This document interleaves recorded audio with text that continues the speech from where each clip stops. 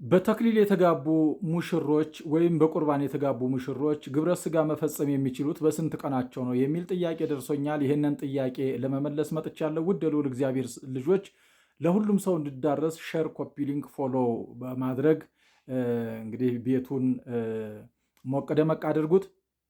ለሁሉም ሰው እንዲዳረስ ነው ሼር፣ ኮፒ ሊንክ አድርጉ የምንለው። ለሁሉም ሰው እንዲዳረስ ነው፣ ሁሉም ሰው እንዲማርበት። እያስተማርን ያለነው ስርዓተ ቤተክርስቲያን ስለሆነ የሚነሱልንን ጥያቄዎች ነው እና የምንመልሰው። ስለዚህ ለሁሉም ሰው አዳርሱልን፣ ለሁሉም ሰው ይዳረስ።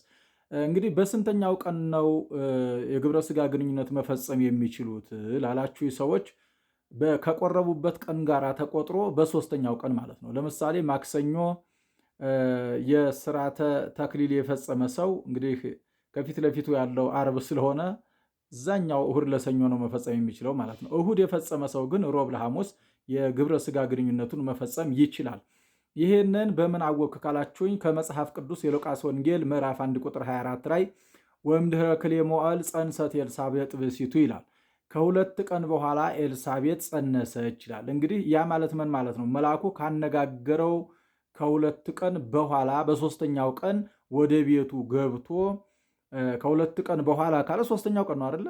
በሶስተኛው ቀን ወደ ቤቱ ገብቶ ዘካርያስ ከኤልሳቤጥ ጋር የባልና የሚስት ወግ አደረሱ ማለት ነው። ከዛ ማን ተጸነሰ? ዮሐንስ መጥምቅ ተጸነሰ ማለት ነው። የሉቃስ ወንጌል ምዕራፍ 1 ቁጥር 24 ላይ ያለ ቃል ነው። ይሄ ለሶስት ቀን ቁርባን እንደ መመሪያ ነው። ስለዚህ በቁርባን በተክሊል ልዩነት አንዳንድ ሰዎች የተክሊል ያደረጉ ሰዎች በ40 ቀናቸው ነው የግብረ ስጋ ግንኙነት አይደለም። በ40ኛው ቀን እንዲቆርቡ ይደረጋሉ መልሰው እንጂ በ40ኛው ቀን አይደለም የግብረ ስጋ ግንኙነት የሚያደርጉት። በ40ኛው ቀን አንዳንዶቹ ጠንካሮቹ መልሰው እንዲቆርቡ ይደረጋል ማለት ነው። ያ ማለት ምን ማለት ነው?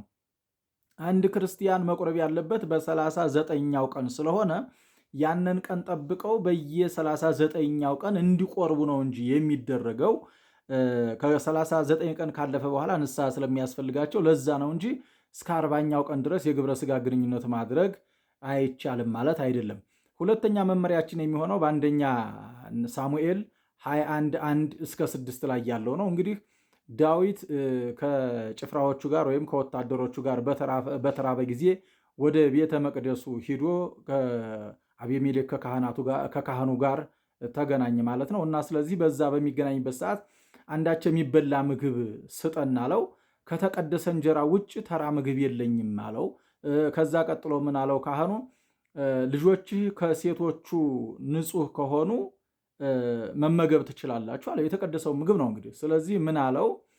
አይ ልጆቼ ከቤታቸው ከወጡ 3 ቀን ሆኗቸዋል፣ ከሴቶቹ ከራቁ ከቤት ከወጡ 3 ቀን ሆኗቸዋል አለው። ስለዚህ እንጀራውን ሰጠው፣ በላ ማለት ነው። ስለዚህ ይሄ ከ3 ቀን ለመቁረብ ከቆረቡበት ቀን ጋራ 3 ቀን መጠበቅ ያስፈልጋል።